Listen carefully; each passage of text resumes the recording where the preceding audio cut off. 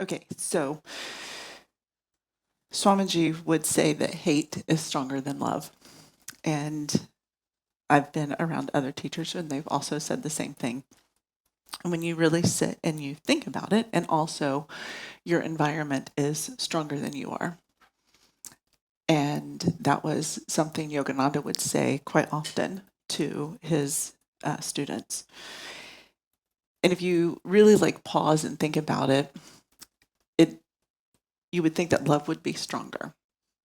Technically, love is what transforms us, but in our day and age, hate is the strongest because this is what we have cultivated through lifetimes.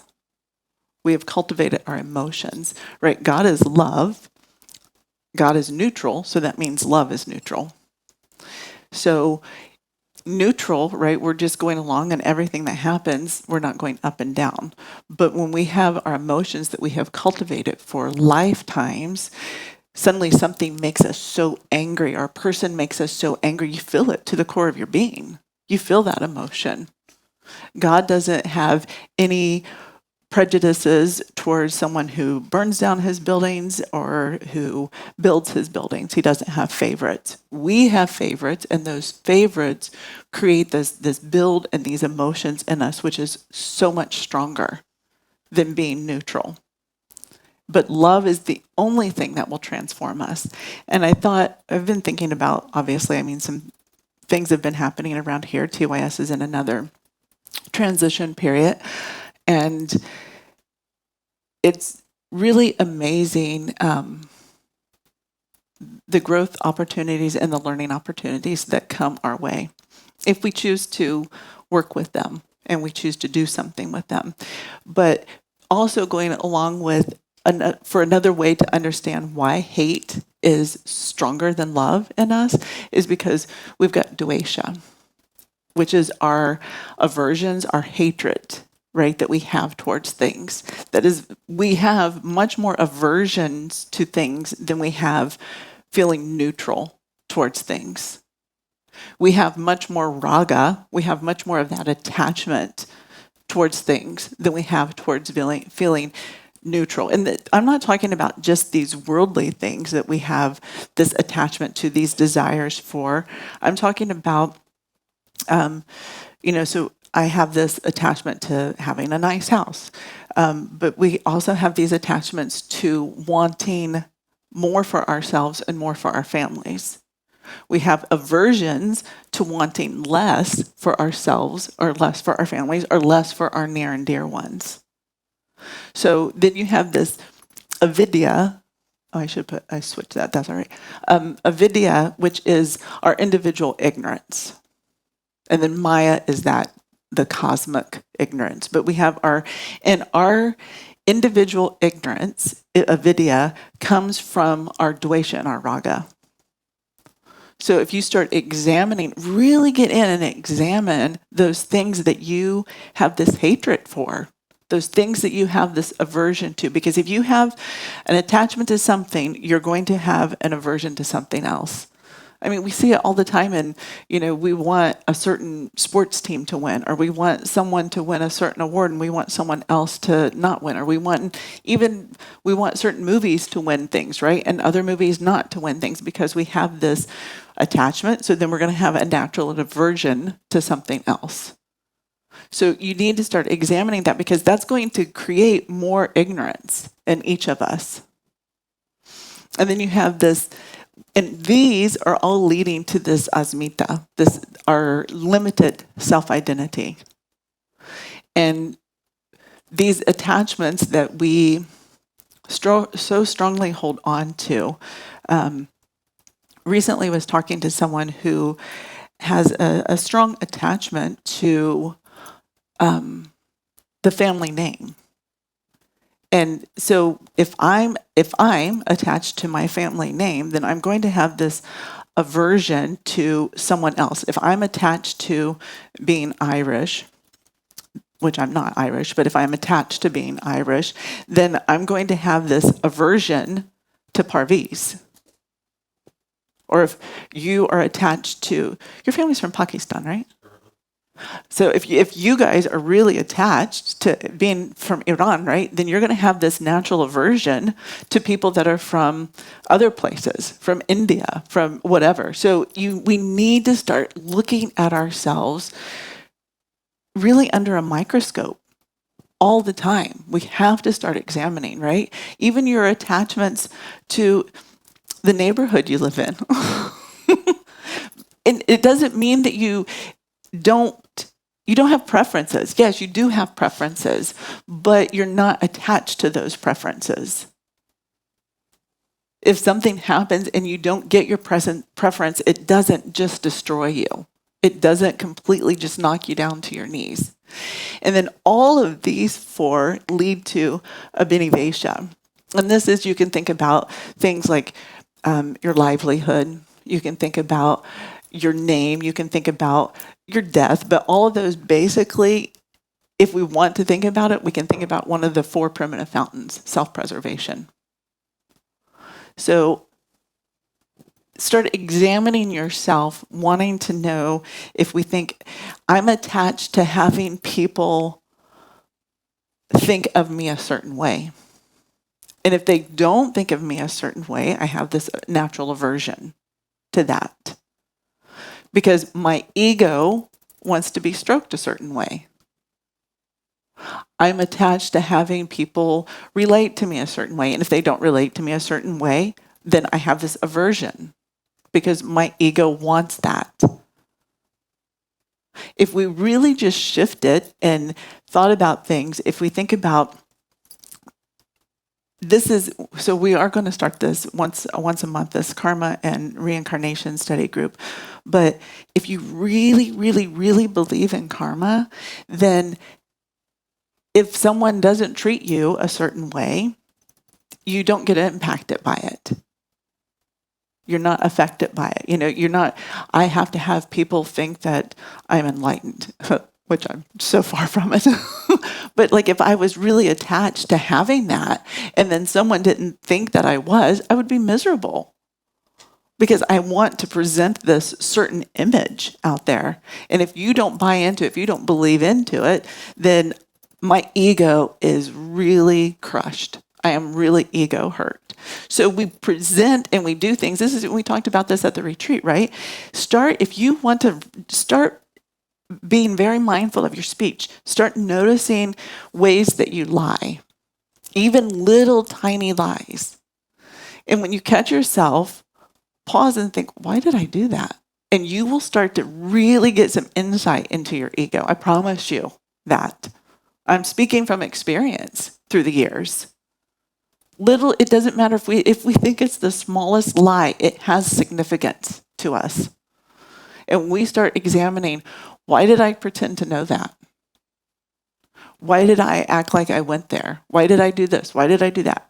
You will get a lot of insight into yourself. And the ego doesn't want that. The ego wants to keep cruising along like everything is just fine and everything is just perfect and wonderful. So anyway, so going back to this, our emotions, because we're so attached to our self-preservation, we're so attached to these things, when something comes that hurts them, that hatred, that aversion starts to brew inside of us. Now, it doesn't mean that we allow someone to treat us badly. It doesn't mean that you allow someone to put their hate and their anger on you. You most certainly do not. That is not acceptable. You being an aspiring yogi or yogini, it's not about allowing yourself to be a doormat. It's not about allowing yourself to be kicked around. It's not about allowing someone to say or do what they want and get away with it. Because how is that helpful? Because then you cross from being compassionate into enabling. And if I or you allow someone to, if you're in some sort of abusive relationship and you allow this person to constantly put you down, then you're not practicing yoga. You have to take the yoga doesn't you're not a pacifist. And no scripture does it talk about being a pacifist. It doesn't talk about being mean and hurtful, but you don't allow things to, it's we've talked about this story before. I love this story where Swamiji he was in Wisconsin or Minnesota, and he was at they were doing a big seminar, yoga conference, I think it was, and he was, some ladies were there, the maids came in and they were getting all this information about their lives from him, and doing all this stuff. And when he left, he asked him. He said, "Would you wash my dhotis?" Right? And they said, "Oh no, we don't do that. We don't wash dhotis." He said, "So you want me to clean your lives, but you can't even clean my dhoti?" These are so. We need to think about things. It's really powerful. So our environment, because once again, this goes back to what we have been so attached to lifetime after lifetime after lifetime.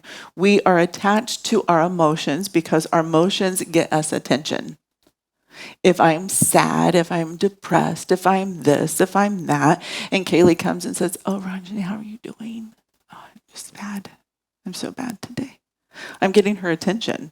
I'm taking her energy because I don't have enough energy in myself to stand up and be strong and be connected to who I am. Or if Parviz comes in and I'm just ripping him apart for no reason, because I just want to, because I'm angry. I'm angry because something has bitten me, something has made me angry. I can't bite back the person or the situation that bit me, so I'm going to take it out on Parviz. I'm going to rip him apart. So I'm cutting his head off to make myself taller. I'm taking his energy from him to make myself feel better. So lifetime after lifetime, we get into these situations where we keep doing the same things over and over and over and over again. And we have these moments, these seconds of practicing neutrality in our lives. And we have lifetimes of practicing anger. So yeah, hate is going to be stronger than being neutral, than being loving. We have lifetimes of practicing being a victim. So, of course, it's going to be stronger than being neutral. We have had lifetimes of working these control dramas to mastering them. So, we have got to become more diligent with what it is we're doing, because not only do you walk into a room with 15 people and you start crying, if you walk into a room and there are 15 angry people in there, you better get the hell out, because you're going to be an angry person real quick. Or you're going to be a sad person real quick. You're going to be an agitated person real quick. So if you walk into a room and you see a lot of angst, if you see a lot of strife, then you better get moving. Because it's pulling up what is in us. And this is where our practice comes in. Our practice is so important because, so if you think about it this way, you're in a room and you've got a lot of anger in the room, right?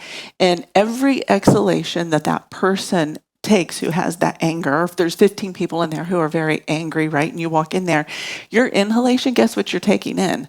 Their anger. You're sucking it right into your being.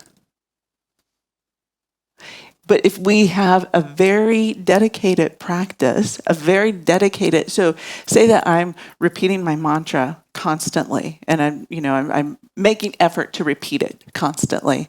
So when that agitation comes in, then I can naturally gravitate to the mantra. So it's like, here comes this anger, right? Here comes this, but then the mantra slaps it down. Here it comes, the mantra takes it down. So then we're starting to build ourselves up from that. Swamiji said it took him years, but he could be lecturing and he's still repeating his mantra. Isn't that amazing?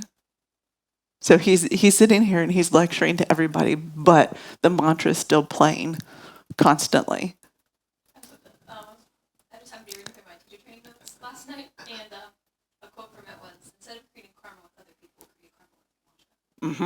100%. Yeah.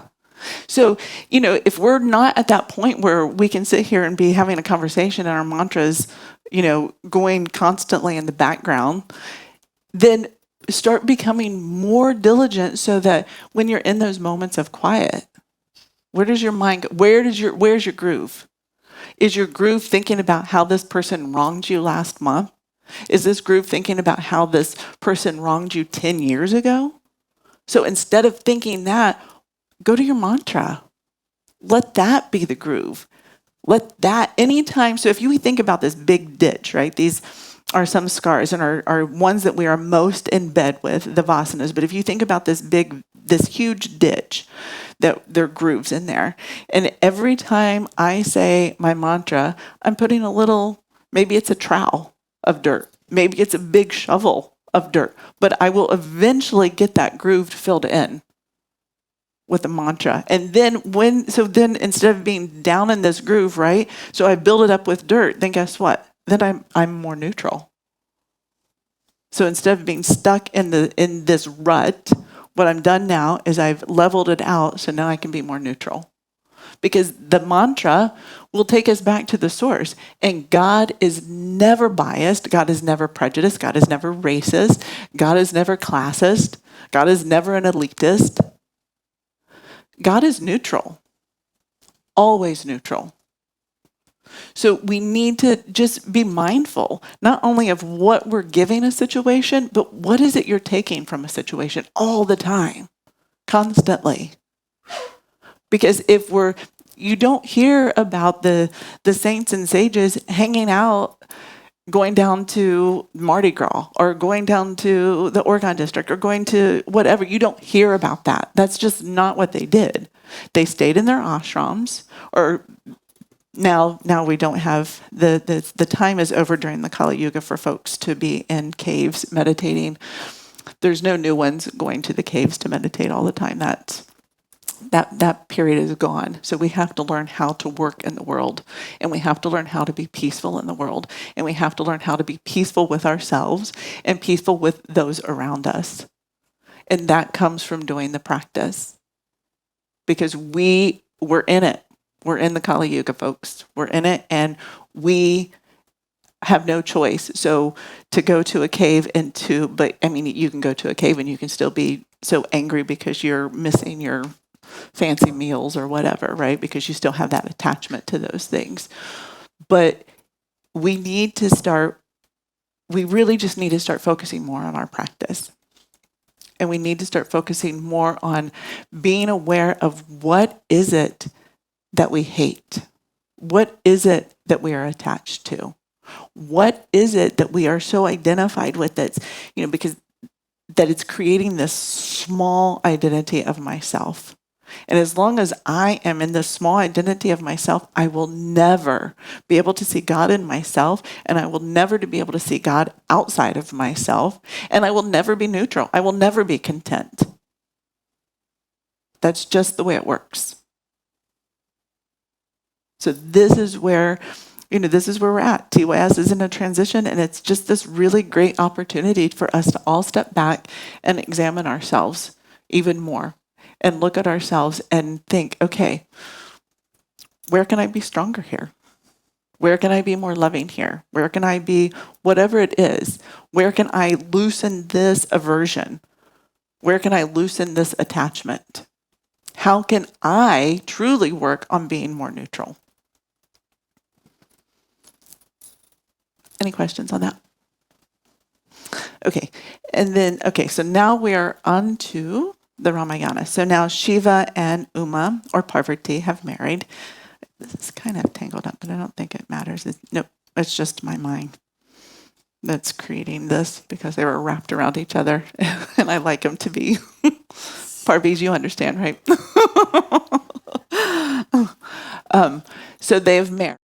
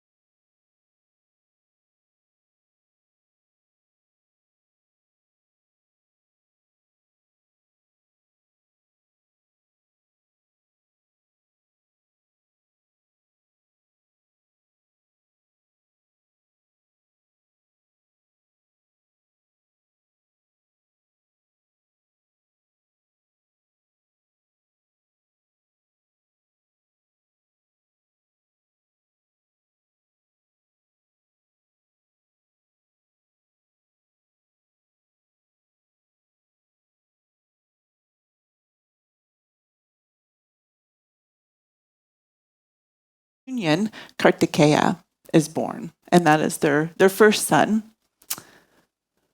Ganesha is the youngest, he's the baby. But Kartikeya is born, and Kartikeya is a warrior.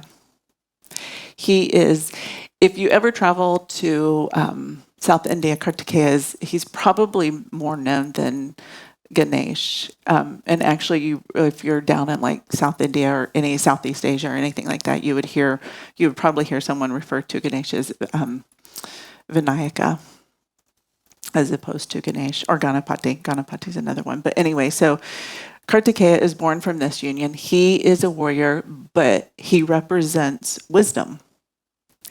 And so there's this demon that has been going around and that's just been tormenting. And the demon's name is Taraka. And Kartikeya is from this union of Shiva and Parvati. So this union of the soul and this union with intuition comes this child, this warrior of wisdom.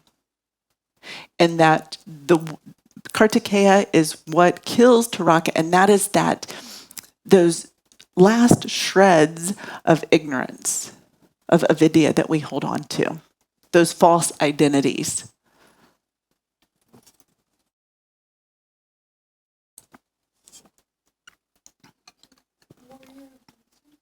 Mm-hmm. So he's a warrior, but it's a warrior of wisdom. Like, so he knows what to kill. He knows the demons that he has to kill. It's that knowledge of, I know I have this lust left in me, or I know I have whatever left in me that I need to, because it's a false identity.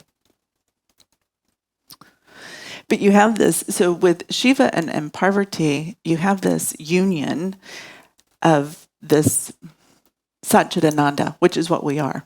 We are this truth, we are this knowledge, we are this bliss. And when we have that, then we're no longer seeking the transient things of the world for our momentary glimpses of pleasure. We're no longer pleasure seeking, because we have something so deep inside of us that we don't need to pleasure seek. We don't need to look outside of ourselves for that. Deep in the core of who we are is Satchidananda.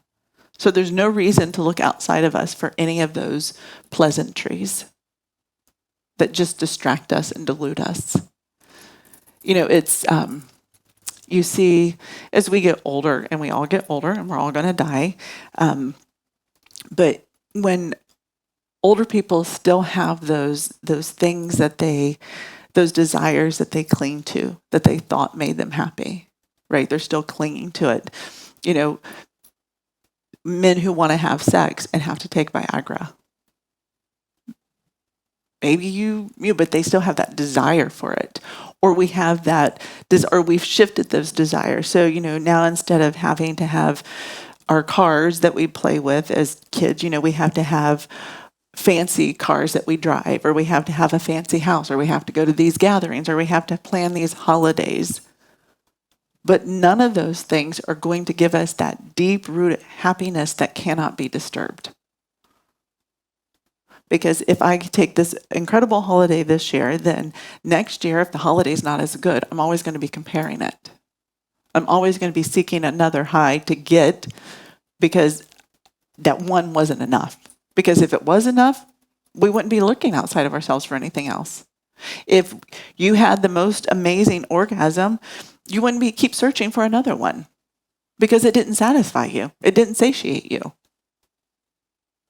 But what does satiate you is peace, is contentment. If you had such an amazing holiday, why do you need to plan another one? Because it didn't satisfy you.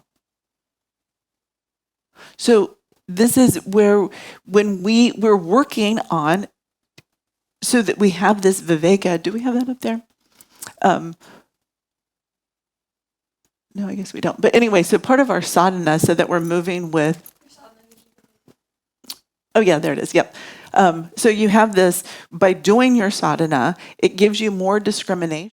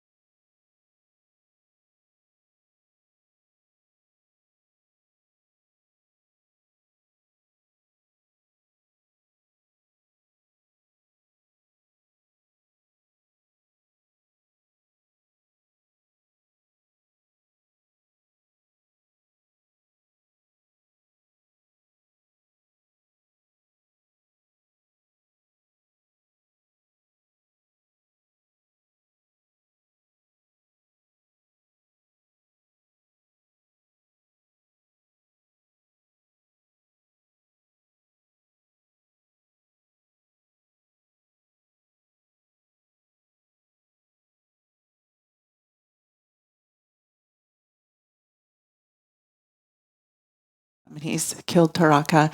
And Parvati says to Shiva, she says, "Oh Lord, please tell me the entire epic of Rama. Tell me everything about Rama. Tell me the story. Start from the beginning. Tell me the story of Rama."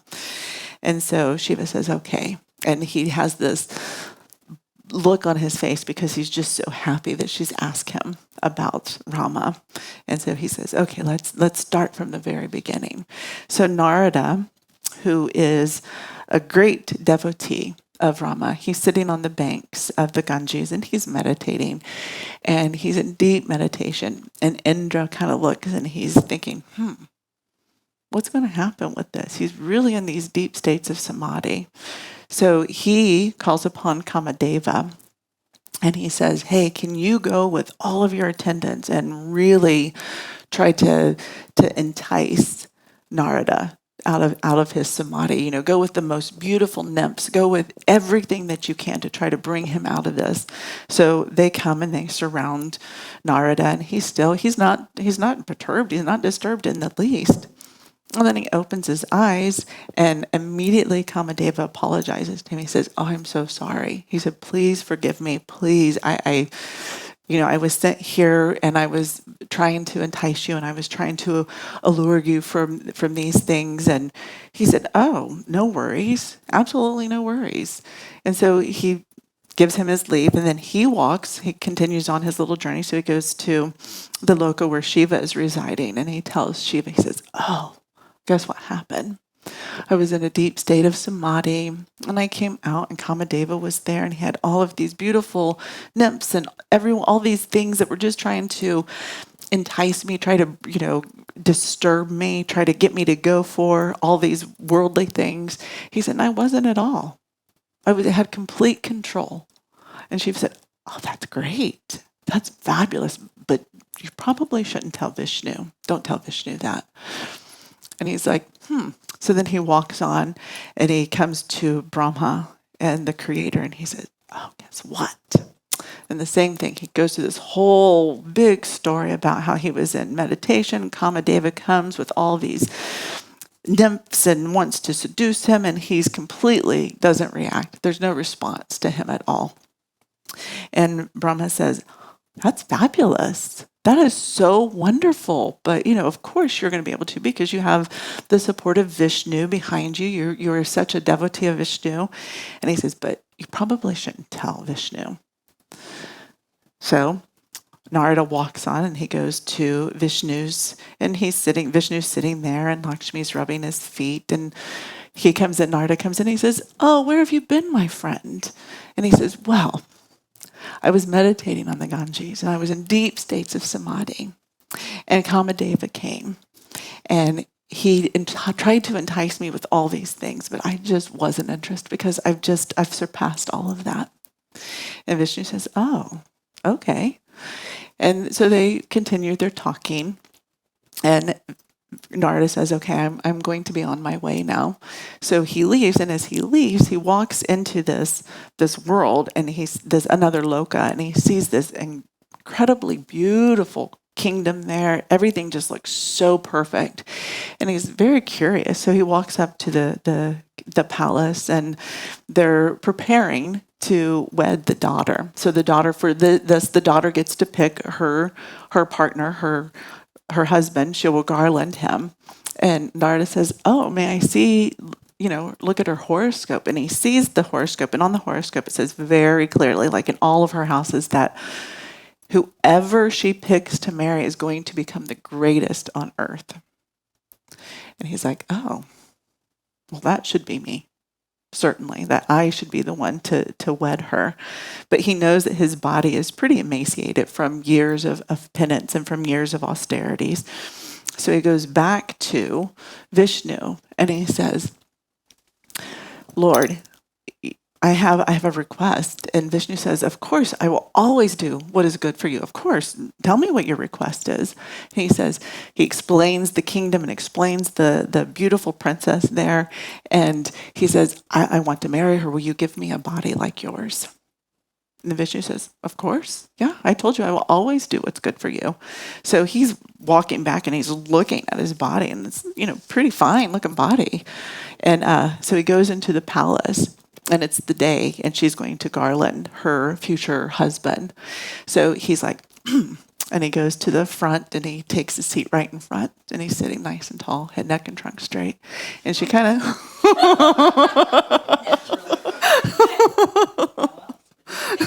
Of course. So he's sitting there, and she kind of looks at him, and she's like, And she turns away, and he's like, well, maybe she didn't see me. So this goes on a while. Like, she keeps moving, and he keeps moving to a different seat in front of her. And she's like kind of just recoiling from him. And he's like, And at this point, Vishnu walks in, and she looks at Vishnu, and she takes the garland that she's holding, and she puts it over Vishnu's head, around his neck. Now Narada's like, what? Wait a minute. What just happened here? And two of Shiva's ganas were there, and they said, Sage, have you looked at yourself, your reflection? And so he immediately goes and looks at his reflection. While he had this beautiful body, he had this hideous looking face. And so then he goes after Vishnu to have a little conversation with Vishnu. And he's like, why would you do this to me? You know I wanted her. Why would you do this to me? And he utters a curse. He says, you will incarnate on earth as a human, and you will pine for your princess. And there will only be monkeys, people that look like monkeys that will be able to help you. And as soon as he utters the curse, he realizes the Maya, his avidya, his ignorance dissipates. And he realizes that what he had was spiritual pride. Going around boasting, oh, look, I've conquered all of my desires. I've done all of this stuff. So he had this huge amount of spiritual pride. Now remember, spiritual pride is much, much, much more dangerous than even material pride. It's a very slippery slope. So it immediately just falls from him. And he realizes that Vishnu did do what was good for him. He gave him exactly what was good for him. And this is so think about it in your own personal thing. The soul always wants what is the best. The ego wants what is easy peasy. The ego wants to be stroked. The ego wants to be gratified. The ego wants to be made to feel like it is the most important. The ego wants everyone to surround the ego. The soul doesn't want that. The soul wants to do what the soul needs to do so that the soul can return home, so the soul can return back to God. The soul wants to think about it. Like if you are a mother with a child, or and the mother's gone away, and then she comes home, and the child is so happy to see the mother. They're reunited. Or when we leave and we come home and the boys are so excited to see us because we're back together. The soul wants that. The individual soul wants to be returned back to God. It wants to be reunited from where it came. So this clarity just overcomes Narada. He's like, wow, I had this incredibly crazy spiritual pride, and this is it. Vishnu, my Lord, took care of it. And Narada says, please, please, please, let me rescind the curse. Let me take the curse back. And Vishnu says, no, this is part of the divine plan. Everything happens as the way it should. This is part of the divine plan. I will incarnate as a man, and I will pine for my princess, because there will be demons that need to be slayed, and this is part of the divine plan. But you, my friend, you will no longer be troubled with avidya, with this individual ignorance. You will no longer be troubled with this importance of the spiritual pride. It will be removed from you. So now Narada leaves, and he bumps into the two ganas, and because he cursed them too, right? He'd cursed them for saying, look at yourself. And so they're like pretty distraught. And he says, He says, I can't rescind the curse. I can't take back the curse. But what I can do is I can add on to it. So you will be two demons that will incarnate. But when Rama comes back, he will slay you and you will return back from where you came. So they become Ravana and Kumbhakarna. So all this stuff is like being fulfilled. So if we think about it, there's so many different ways to look at all of this stuff. But one, everything happens to divine. The divine plan is exactly as it should be. So while Narada, he cast this curse, and he was like, oh no, I shouldn't do that. Everything happens as it should be. The timing of the universe is always impeccable. Always impeccable. The only thing we can do is monitor our reaction to it. Because things are going to happen exactly the way they should and how they should. We get to watch our reaction. And that's how we can untangle ourselves from karma. Because if something happens and I am so angry about it and I'm so agitated about it and I'm so holding on to it and I'm blaming that person for creating that agitation in me, I will never untangle myself from that karma. I will stay completely wrapped up in that karma because I'm blaming that person for creating my misery. Instead of saying, oh, this is my karma. It just means an action. It's just something that I have to work through in this lifetime. Thank God I'm getting this opportunity to work through it. Because if I can free myself from a reaction, then I freed myself from that karma. So think about things in your life. Think about people that you perceive, your petty tyrants. Think about things that you have perceived that people have done you wrong or situations that have been wrong. And if you still have this inside of you, you've not released from it. You're still hanging on to it. And this is where karma is not black and white.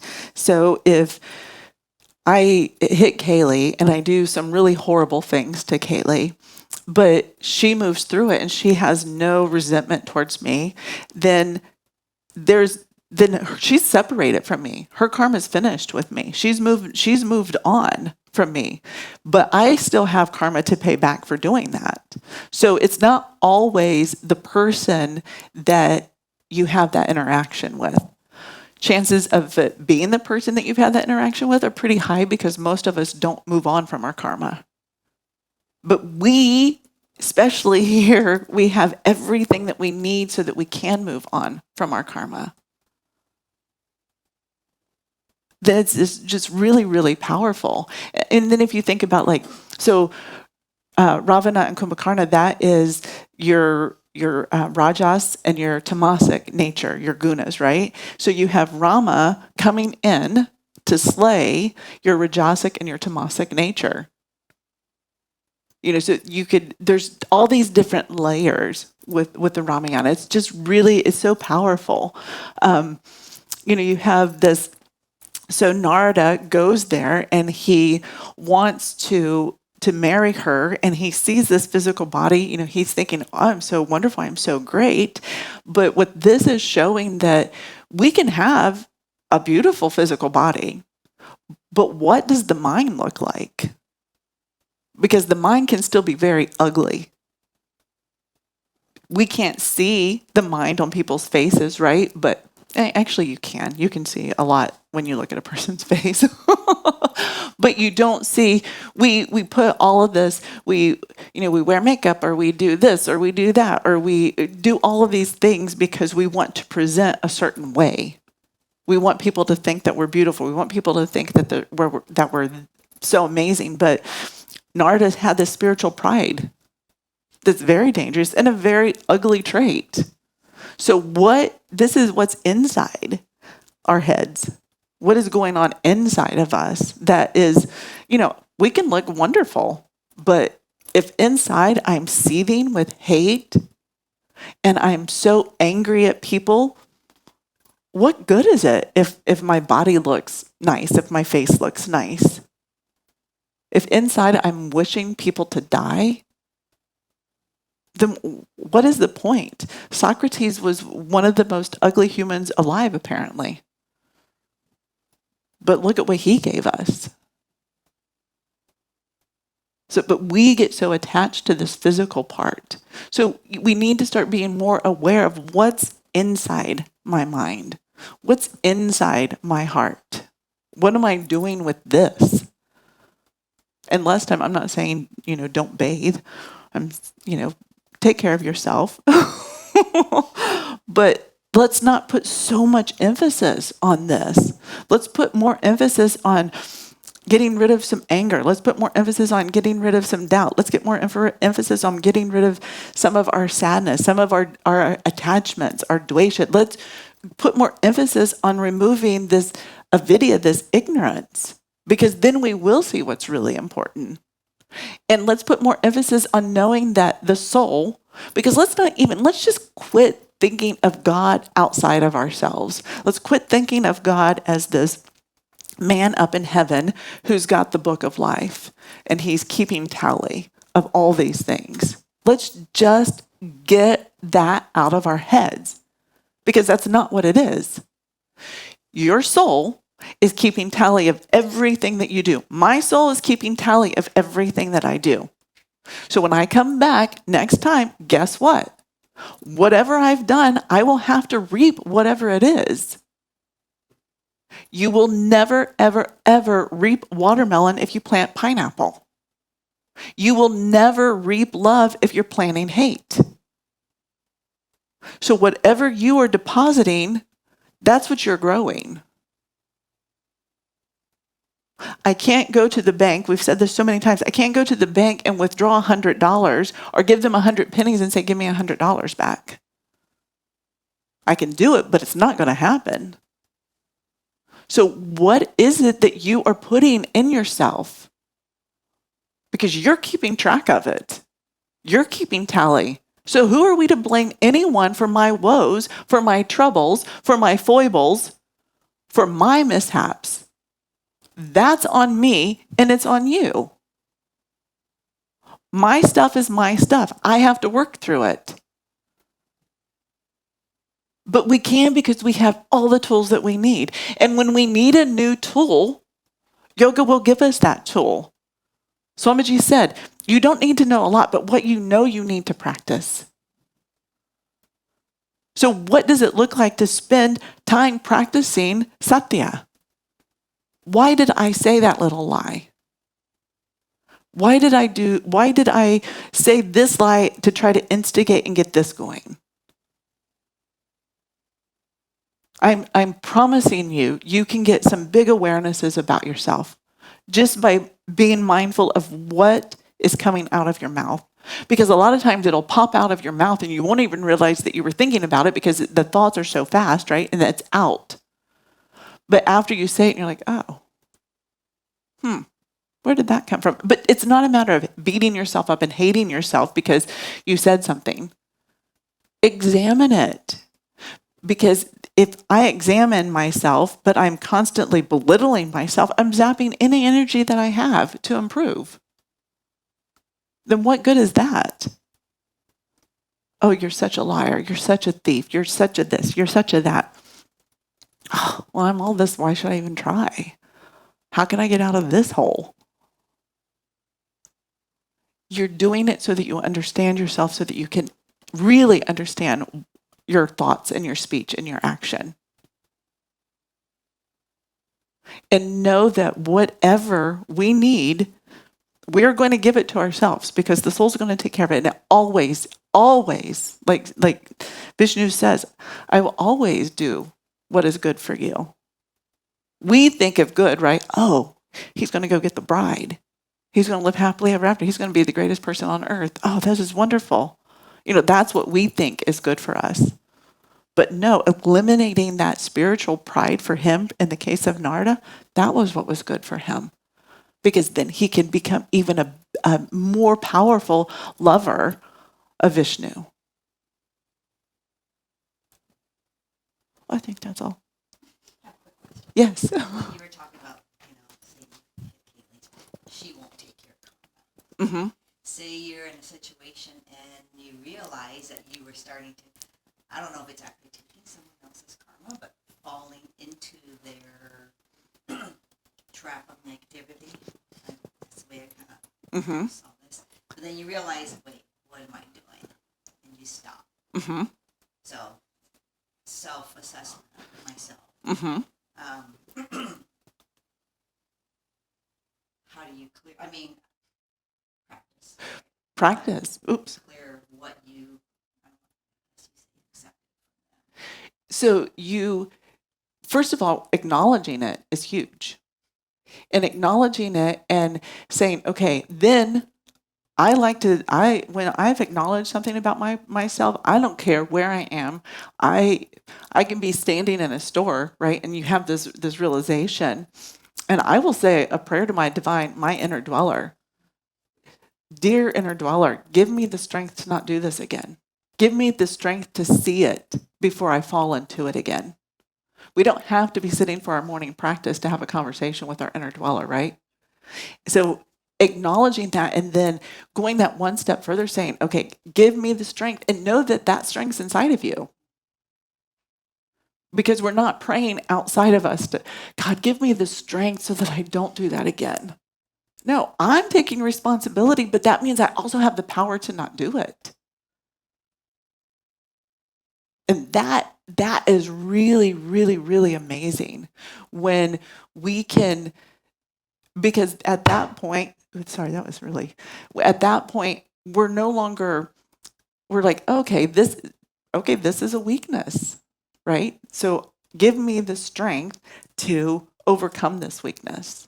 We're not saying, God, give me a new car. No, give me the strength so I can work so that I can buy a new car, kind of thing.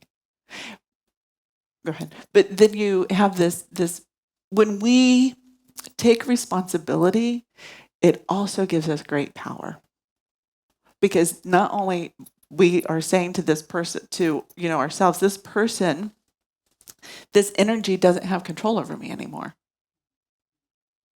We're saying to ourselves, this person, in other areas doesn't make me happy. This person doesn't make me angry. What makes me happy? What makes me angry? What is up here? My perception of it. But when we start taking our power back, there's something magical that starts to happen. Does that help? Just kind of on the same thing. You wouldn't set it as a timestamp on it, though. You could free yourself from something right away, or it could take a lot of working before you get to a point where. So it's not like. So it can take lifetimes, but then in this lifetime, it could just happen like that because you've been doing it.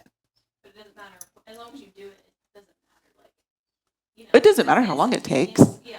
Yeah. No. This is where I'm going to do the best I can in this lifetime, but I'm not.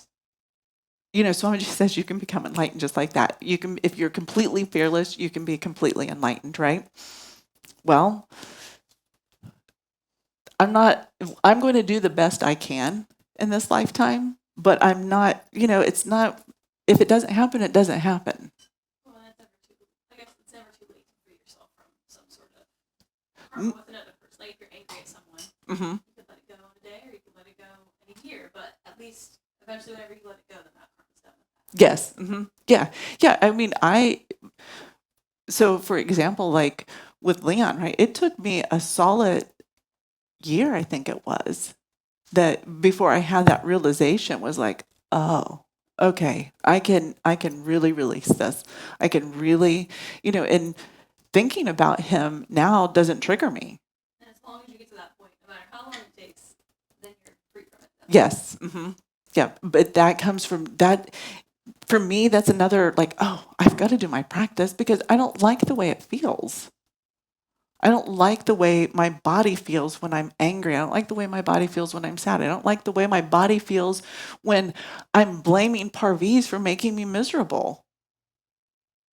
Because then I'm giving so much attention to Parviz, right? This is another reason why hate is stronger than love, because I'm so focused on Parviz. I'm giving him so much attention, but I'm the point of origin. So yeah, it doesn't matter how long it takes, but we've got to do it. Yeah, this is where it could be lifetimes that we've been traveling doing the same thing with people, right? And then finally we clear ourselves from it. And it feels like, oh, it only took me a month, but probably there's been a lot. There's been, because we never lose anything that we put into our PPP. Our Peace Pension Plan always, if we're doing it, it always builds up. And then we can go, oh, okay, so in my PPP right now, I've got 50 pounds of forgiveness. So I can withdraw that, right? And then not only does that, then you strengthen it. So then then you get interest on it. Does that? All right.